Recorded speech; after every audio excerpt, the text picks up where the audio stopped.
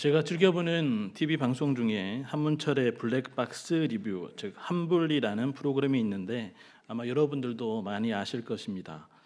그런데 방송 내용 중에 정말 황당한 교통사고들도 많이 보게 되는데 대표적인 것이 바로 보복운전으로 인한 사고입니다. 이 보복운전은 불특정 다수가 아닌 자신이 어떤 사람에게 피해를 입었다고 생각이 되면 그 한 사람만 집요하고도 고의적으로 위협하는 매우 위험한 그런 행동입니다.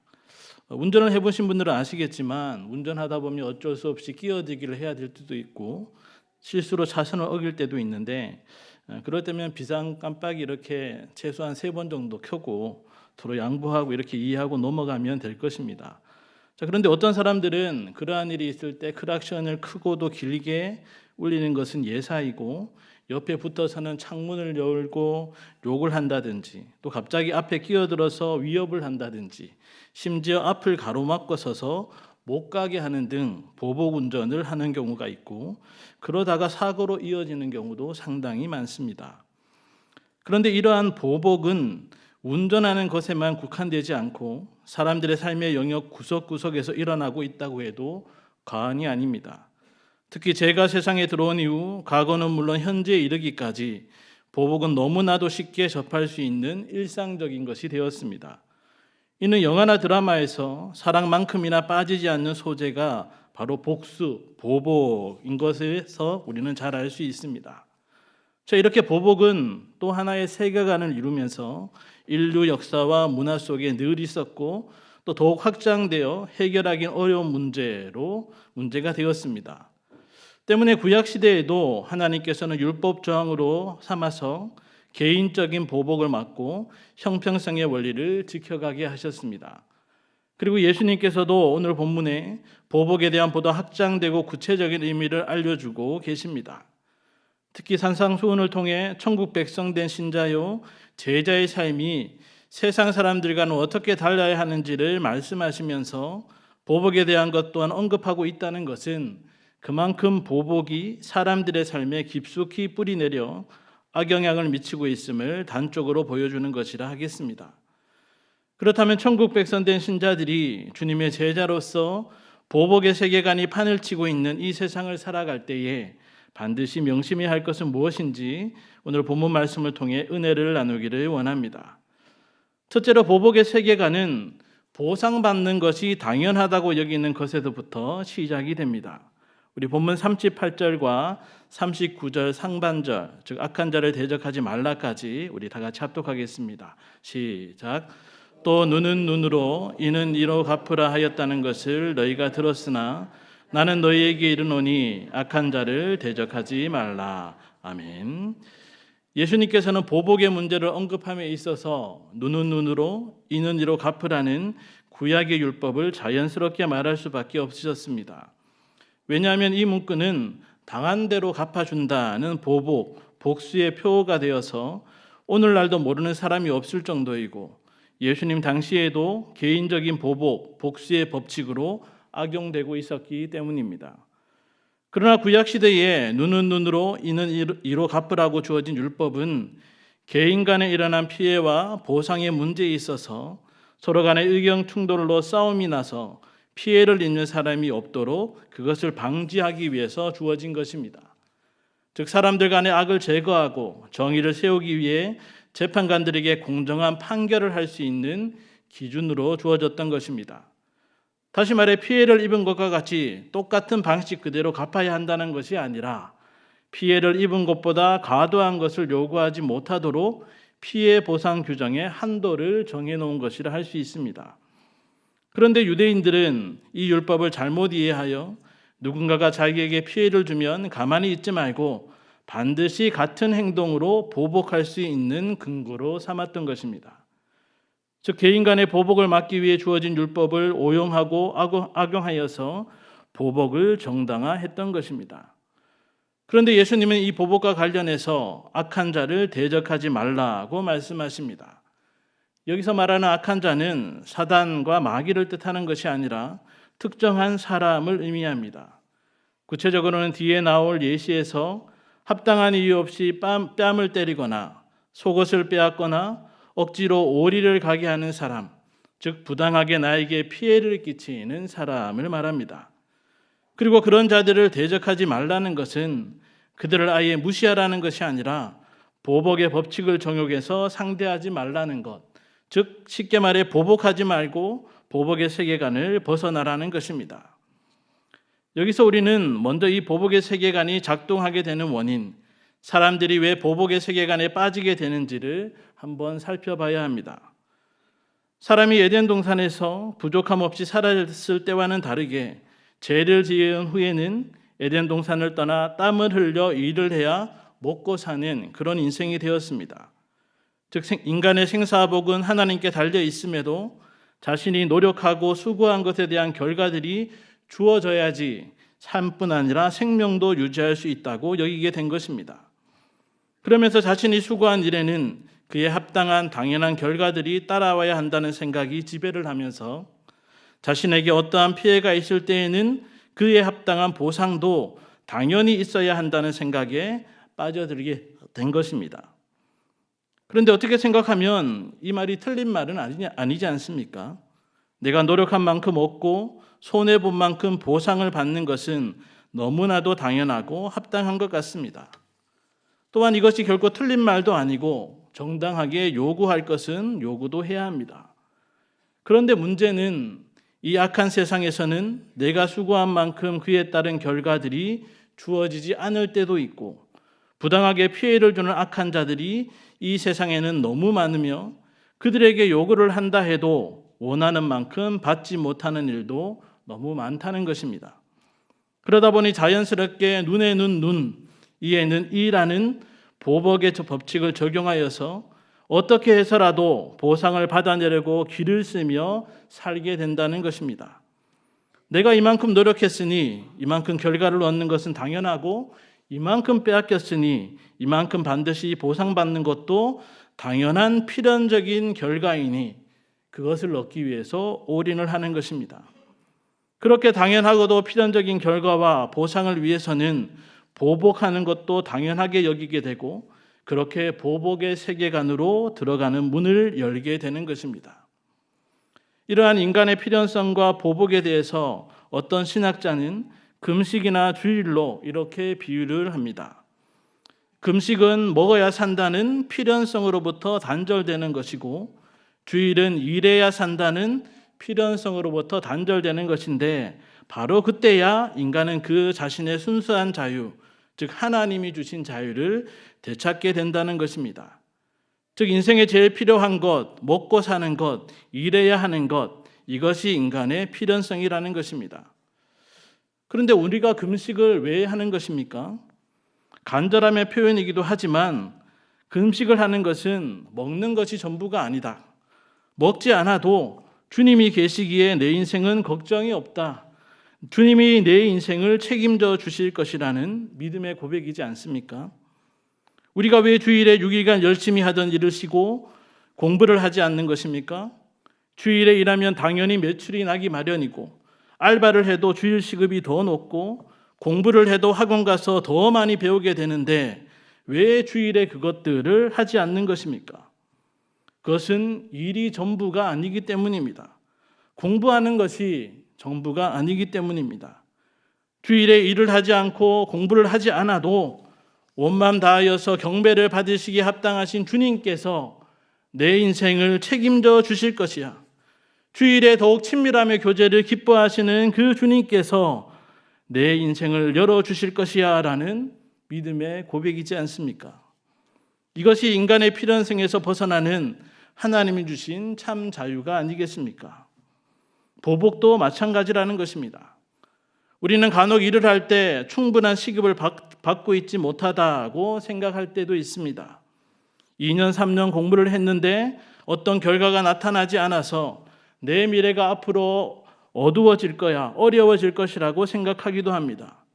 남들보다 취업이 늦어지고 결혼이 늦어지고 뭐가 없기 때문에 남들보다 40대, 50대 그 말년이 어려워질 것이라 생각하기도 합니다. 그런데 이러한 생각이 바로 보상의 세계관, 보복의 세계관에 빠져 있는 것입니다. 왜냐하면 내가 열심히 해서 어떤 필연적인 결과를 얻어내야 다음에 길이 열리고 다음에 스텝이 열려지고 그래야 어떤 문제 없이 모든 것이 진행될 것이라 생각하기 때문입니다.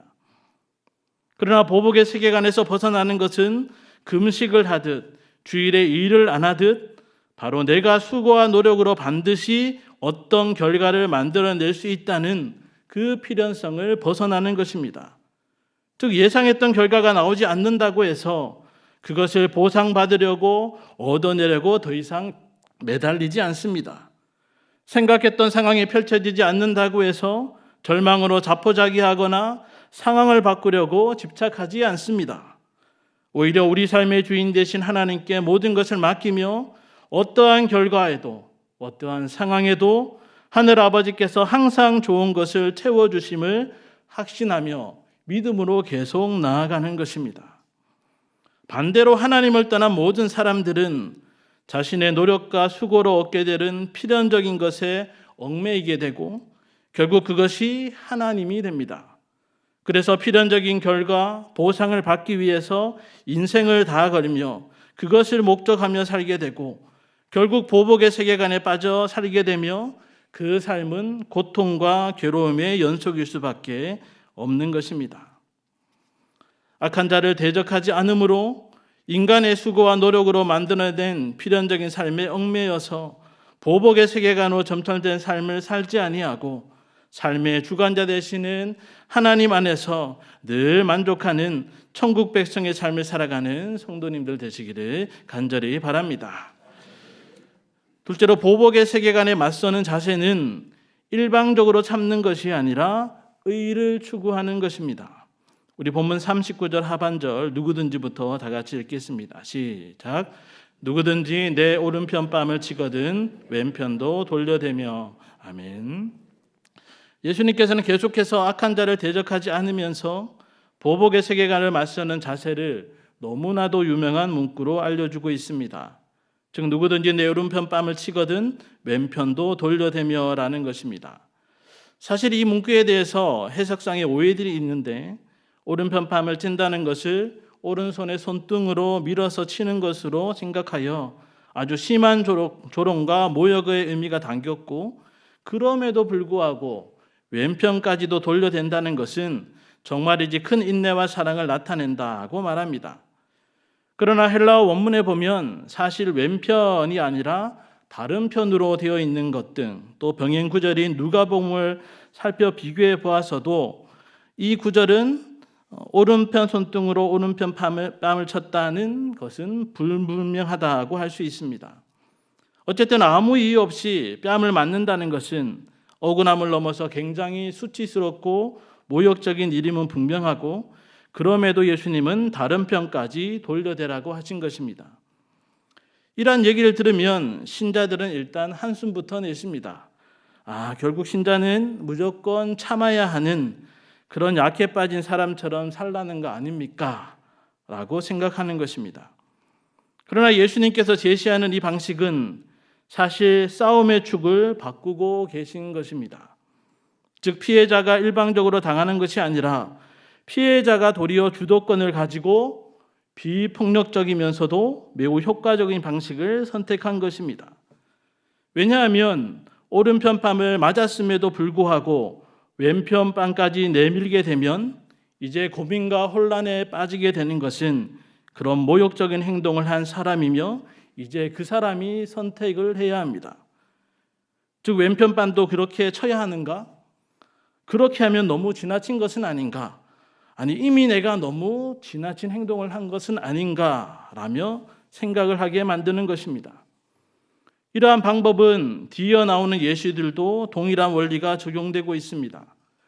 억울한 송사를 당해서 속옷을 빼앗기게 되었을 때 겉옷까지도 내어주게 되면 그 사람은 벌거벗은 몸이 될 것입니다. 그런데 동족을 빚 때문에 그렇게 만든 것을 사람들이 보게 된다면 그 가해자는 비난을 면치 못할 것이고 그의 무자비함과 불의함이 폭로되는 부끄러움은 벌거벗은 피해자의 부끄러움보다도 더하게 될 것입니다. 강제로 짐을 지어서 오리를 가게 하는 자에게 심리까지 더 가겠다고 한다면 그 가해자는 양심의 불편함을 느끼게 될 것입니다. 돌려보내야 할지, 고맙다고 하고 계속 짐을 지게 해야 할지 고민하게 될 것이고, 그러면서 가해자는 일그러진 자신의 인간성을 일깨우게 될 것입니다. 이렇게 예수님이 알려주는 보복을 다루는 방식은 피해자가 주도권을 잃지 않으면서 동시에 가해자의 불의함을 폭로함으로써 자연스럽게 의를 드러내는 효과적인 방법이라 할 수 있습니다. 또한 이러한 방식은 단순히 참고 인내하는 것이 아니라 피해자는 물론 가해자도 생명의 존귀함과 인격의 존귀함을 유지하고 회복해야 하는 더 나은 의를 드러내는 방법인 것입니다. 사실 예수님이 제시한 이러한 원리와 방식은 1 더하기 1은 2와 같이 단순히 공식을 말하는 것이 아닙니다. 어떤 상황이 벌어지면 에어든 공식대로 또 AI처럼 말하고 행동하는 것이 아닌 것입니다. 오히려 이 모든 상황 속에서 자신이 피해를 당하게 될지라도 하나님의 의를 구하고 추구하는 행동들을 통해서 보상, 보복의 세계관을 뚫고 나가는 방법입니다. 우리가 잘 알다시피 요한복음 18장에 보면 공회 앞에서 예수님도 뺨을 맞으신 적이 있으셨습니다. 그런데 그때 예수님은 내가 어찌하여 나를 치느냐라고 하셨습니다. 분명 좀 전에 오른편 뺨을 치면 왼편도 돌려대라고 하셨는데 예수님은 지금 왜 이렇게 반응하시고 이런 말씀을 하시는 것이겠습니까? 생각보다 너무 세게 맞아서, 너무 아파서, 화가 나서 그러신 것입니까? 결코 그렇지 않습니다. 오히려 예수님은 내가 잘못을 말하였으면 반대 증언을 해라. 그렇지 않고 바른 말을 했으면 내가 어찌 나를 치느냐라고 그 사람의 잘못을 지적해 주신 것입니다. 예수님은 무슨 공식처럼 반대편 뺨을 돌려대는데 급급하지 않으시고 보복의 칼을 빼들어야 할 상황에서도 당사자뿐 아니라 그 자리에 있던 종교 지도자들의 불의를 드러내므로 더 나은 의를 추구해 나가셨던 것입니다. 사실 뺨을 맞는다는 것은 모욕적인 일이지만 예수님은 그런 것에 자유하셨습니다. 내가 뺨을 맞아서 진짜 기분이 별로 좋지 않네. 내가 지금 십자가의 길을 가기 전에 이건 꼭 사과를 받아야겠어. 그래야 내가 속이 시원하고 내 인생도 좀 풀리고 원이 없겠다라고 이렇게 하지 않으셨습니다. 예수님은 보복의 세계관에 지배받지 않고 뺨 맞고 옷 빼앗기고 강제로 오리를 가는 이런 일들에는 연연하지도 않으시고 끝까지 하나님의 말씀을 따라 십자가의 길, 의의 길을 가셨던 것입니다. 예수님의 마음을 지배하고 있던 것은 때리면 내가 갚아야지가 아니라 손해보면 보상을 받아내야지가 아니라 당신의 삶의 목적, 즉 하나님의 뜻대로 먼저 그의 나라와 의를 구하는 것이었습니다. 마찬가지로 우리도 사업장에서, 직장에서, 학교에서, 가정에서, 심지어 교회에서 억울한 일을 당하고 불의한 일을 당할 때도 있습니다. 그럴 때 단순히 다른 뺨을 돌려대고 고독까지 주고 심리까지 동행하는 등 마치 공식대로 하듯 모든 일을 제가 하겠습니다. 그럴 수도 있죠. 괜찮습니다. 어쩔 수 없었죠. 그 정도는 괜찮은 것 같습니다. 라고 그렇게 대응하라는 것이 아닙니다. 이것은 잘못된 것 아닙니까? 불의한 것 아닙니까? 라고 말하는 것이 맞습니다. 그런데 정말 중요한 것은 자칫 우리가 그런 상황에서 보상과 보복의 세계관에 지배를 받아서 천국 백성으로서 해야 할 일을 하지 않을 때가 있는 것입니다. 우리가 피해 있고 억울해서 어떤 사과를 받지 못해서 그 돈을 받아내지 못해서 결국 세상의 필연성에 얽매여서 하나님이 부르신 그 삶의 영역에서 우리가 가던 길을 중단한 것이 무엇이 있냐는 것입니다.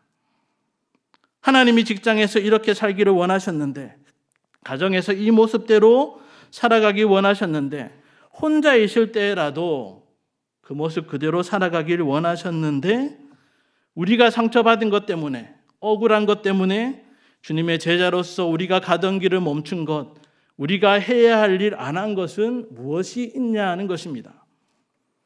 보상받고 보복하는 것 때문에 내 몸에 태인 십자가를 내려놓지는 않았냐는 것입니다.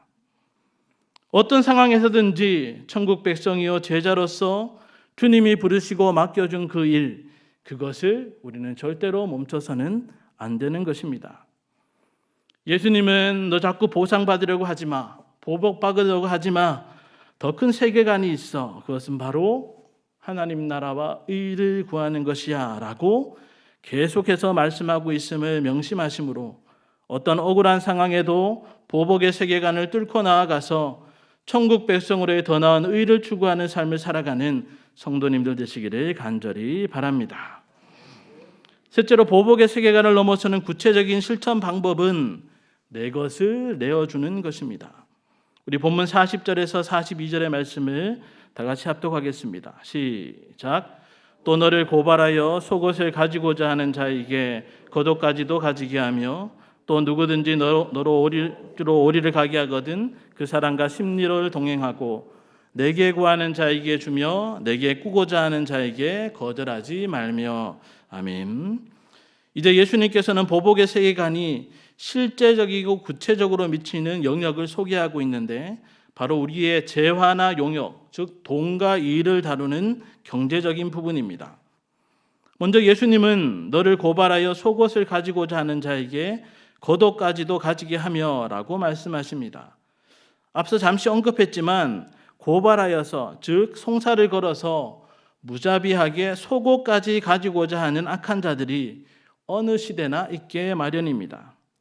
당시 겉옷은 속옷보다 비쌌고 추운 날씨에 덥고 자기 위한 이불 대용으로 쓰였던 최소한의 생계 유지를 위한 필수적인 것임에도 불구하고 그 악한 자에게 겉옷까지 가지게 하라고 예수님은 말씀합니다. 또한 예수님은 너로 억지로 오리를 가게 하거든 그 사람과 심리를 동행하고 라고 말했습니다. 당시 로마 군인들은 부역이 필요할 때에 피식민지 백성들을 포터, 즉 진꾼으로 부려먹을 수 있었습니다.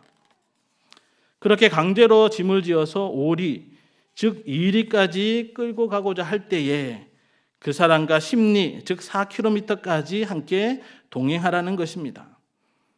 예수님께서 이 두 경우를 언급하신 것은 돈과 일에 대해 경제적으로 지배를 당하여서 피해를 입었을 때 우리는 생명과 직결된다고 생각하기에 보복의 세계관에 빠지기가 너무나도 쉽기 때문입니다. 열심히 일하고 정당하게 돈을 버는 삶은 물론 더 나아가시 악착같이 일하고 돈을 버는데 혈안이 되어 그것을 삶의 목적으로 살아갈 때 억울하게 경제적인 피해를 받게 되면 우리는 너무나도 쉽게 보복의 세계관 속에서 보상을 받으려 하는 것입니다. 그럼에도 천국 백성 된 주님의 제자들은 그러한 보복의 세계관에 휩쓸리지 않고 벗어나야 하는데 그 구체적인 방법은 바로 자신의 것을 먼저 내어주는 것입니다. 다른 편밤을 내어주고 겉옷까지 내어주며 짐을 지고 심리까지 더 나아가는 걸음을 내어주는 것입니다. 마치 예수님이 십자가에서 자신을 모두 내어주신 같이 무조건적이고 너그러운 자기 희생의 내어줌을 나타낼 때 신자는 결코 보복의 세계관에 빠지지 않게 되는 것입니다. 그래서 예수님은 마지막으로 내게 구하는 자에게 주며 내게 꾸고자 하는 자에게 거절하지 말라고 말씀하십니다. 여기 구하는 자와 꾸고자 하는 자는 가난하여서 물질을 필요로 하는 자로서 성경은 가난한 사람을 도와주라고 명령하고 있으며 그렇게 가난한 사람을 도와준 자들에게 하나님께서 그 필요를 채워주신다고 약속하고 있습니다. 즉 가난한 자들이 갚을 수 있든지 없든지 그들을 도와주는 것을 당연하게 여기듯이 경제적으로 지배하며 억울하게 피해를 주는 그런 악한 자들에게까지도 자신의 것을 기꺼이 내어줄 때 신자는 보복의 세계관이 아닌 모든 것의 주인 되시며 필요를 채우시는 하나님을 의지하며 소망하는 삶의 목적을 견지하면서 살아갈 수 있게 되는 것입니다. 우리는 너무 바쁘게 사는 것은 물론 경제적인 압박을 많이 받다 보니 삶의 규칙 자체가 보복의 세계관에 끌려다니며 말하고 행동하기가 쉽습니다. 너무나도 가난했기 때문에 또 대학생까지만 해도 돈이 별거 아닌 듯 했는데 직장 가서 돈을 벌어보니까 돈이 귀한 줄 알게 되었고, 더 나아가 돈이 무서운 걸 알게 되었고, 막상 그런 돈을 좀 벌고 가지게 되니 11조는 말할 것도 없고 헌금도 하기 싫어지게 됩니다. 장로가 되고 장례집사 권사라는 직분을 받았어도 하나님이 주라고 하신 것을 베풀지 않는 것은 죄악임을 망각한 채 나보다 더 가난한 자를 돌아볼 여력이 없다고 생각하게 되었습니다. 돈으로 힘들게 하는 세상을 살다 보니 나도 돈을 꽉 움켜쥐고 돈으로 이기고야 말리라 하며 늘 다짐하며 그렇게 사는 것입니다. 이렇게 사는 것이 곧 보복의 세계관에 빠져 있는 것입니다. 일에 있어서도 마찬가지입니다. 사람들이 돈은 더 주지도 않으면서 어떻게든 일을 더 시키고 더 부려먹으려 한다는 것입니다. 그렇게 늦은 시간까지 더 많이 일하니까 내가 너무나도 억울하다는 것입니다. 그래서 나도 어떻게든 초과 근무 수당은 다 빼먹고 버카로 쓸 수 있는 건 어떻게든 다 끌어쓰고 사무실 물품도 흥청망청 다 써버리고 매장에 샘플이나 재고인 있다면 몰래 다 쓸어 담아가고 그런 식으로 보상을 받으려 한다는 것입니다. 이렇게 보복의 세계관의 지배를 너무나도 쉽게 살고 있는 오늘날입니다. 그러나 예수님은 경제적인 것뿐만 아니라 모든 삶의 영역에서 자기 것을 먼저 내어주라고 말씀하십니다. 억울해도 보상받지 못해도 아니 그런 것 전혀 생각하기 이전에 예수님처럼 먼저 자신의 것을 내어주라고 말씀하십니다. 그래야만 보상의 세계관을 뿌리칠 수 있다는 것입니다. 우리말로 주고받기, 즉 기브 앤 테이크라는 책에 보면 결국 성공하고 승리하는 사람은 먼저 받기를 좋아하는 사람이나 받은 만큼 돌려주는 사람이 아니라 먼저 주기를 좋아하는 사람이라고 말합니다. 사람들은 주고 나중에 받는 것을 손해라고 생각하지만 사심 없이 먼저 주는 사람이 결국에는 승리를 한다는 것입니다. 사실 이러한 진리는 주는 것이 받는 것보다 복이 있다라고 예수님께서 이미 한 말씀이지만 우리는 이것을 별로 중요하게 귀담아 듣지 않습니다. 어떤 책에 보니 이런 내용의 글이 있었습니다. 어떤 사람이 새 자전거를 이렇게 열심히 닦고 있었는데 한 아이가 다가와서 물었습니다. 아저씨, 이 자전거 비싸요? 자전거 주인은 우리 형님이 주신 거나 난 잘 모르겠는데 라고 답했습니다. 그러자 아이는 부럽다는 듯이 나도 라고 말을 흘렸습니다. 자전거 주인은 당연히 아이가 나도 그런 형이 있어서 자전거 받았으면 좋겠다라고 말할 줄 알았습니다. 그런데 아이의 말은 뜻밖이었습니다. 나도 그런 형이 될 수 있으면 좋겠어요. 내 동생이 지금 심장병이 있는데 나도 내 동생에게 이런 멋진 자전거를 사줄 수 있는 형이 되고 싶어요 라고 말했다고 합니다. 이렇게 늘 도움을 받는 동생이 되고 싶어하는 사람이 있는가 하면 도움을 주는 형님이 되고픈 사람도 있습니다. 더 많이 받지 못했다고 늘 불평하는 사람이 있는가 하면 더 주지 못했다고 미안하다고 늘 안타까워하는 사람이 있습니다. 적어도 천국 백성이요 주님의 제자라고 한다면 더 받지 못해 억울하다며 악착같이 보상받으려는 보복의 세계관에 빠져 사는 사람이 아니라 모든 것의 주인 되신 하나님께 이미 받은 것을 내어주고 더 주지 못해서 안타까워하는 사람이 되어야 하지 않겠습니까? 자신의 이익보다 다른 사람을 먼저 생각하는 주는 자는 아름답고 행복한 사람입니다. 하물며 손해보고 빼앗기고 억울함 중에도 예수님처럼 자신의 것을 내어주는 자는 보복의 칼을 녹여서 사랑의 십자가를 만들어 높이 들고 복음의 빛을 발하는 하나님 보시기에 정말 귀한 사람입니다. 경제적인 부분뿐만 아니라 모든 삶의 영역에서 아낌없이 자신의 것을 먼저 내어줌으로 보복의 쓴뿌리를 뽑아내고 후이되어 누리고 흔들어 넘치도록 채우시는 하나님의 은혜를 더 풍성히 맛보아 누리는 경영의 성도님들 되시기를 간절히 바랍니다. 사랑하는 성도 여러분, 그리고 오늘 헌신을 다짐하는 제44, 45, 46 여전도 회원 여러분, 예수님께서 산상수훈을 통해 천국 백성이요 제자된 우리에게 원하시는 것은 삶의 모든 영역에서 복음대로 살라는 것입니다. 즉 이제는 복음의 부르심을 받은 신자로서 그 삶 속에서 무엇을 생각하고 바라야 하는지, 가정과 일터에서 다른 사람에게 어떻게 말하고 행동하며 어떻게 관계를 맺어야 하는지, 내 돈은 어떻게 써야 하는지 등 삶의 모든 영역에서 우리의 생각과 발행과 말과 행동을 천국 백성답게 바꾸라는 것입니다. 만약 그렇게 하지 않으면 우리는 어느 순간 세상의 비성경적 세계관이 우리를 둘러싸게 될 것이고, 특히 보복의 세계관은 우리를 잠식하게 될 것입니다. 왜냐하면 보복의 세계관은 먹고 일하며 살아가는 일상의 것과 직결되어 있으며, 단순히 나에게 해를 가한 사람에게 보복하는 것을 넘어 다른 대상을 향해서도 보복의 칼을 다양하게 겨누기 때문입니다.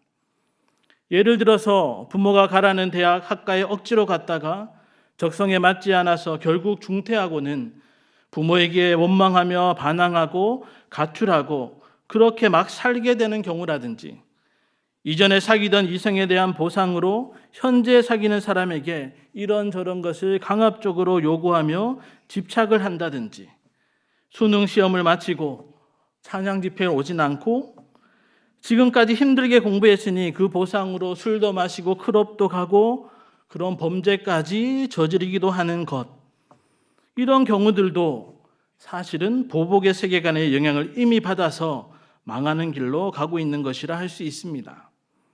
때문에 정말이지 우리가 보복의 세계관에 빠지지 않도록 주의해야 하는데, 제가 가장 쉬운 방법을 하나 알려드리겠습니다. 그것은 은혜라는 찬양을 많이 부르는 것입니다. 제가 정말 좋아하는 찬양인데 많이들 아실 것입니다. 이 찬양 가사 중에 제가 정말 좋아하는 부분은 모든 것들, 모든 시간, 모든 순간이 당연한 것 아니라 은혜였어. 내 삶에 당연한 것 하나도 없었던 것을 모든 것이 은혜였어 라는 부분입니다. 죄로 죽었던 우리의 구원이 당연한 것이 아니라 오직 하나님의 은혜인 것처럼 우리를 둘러싼 삶의 모든 것들도 당연한 것, 필연적인 것이 아니라 오직 하나님의 은혜입니다.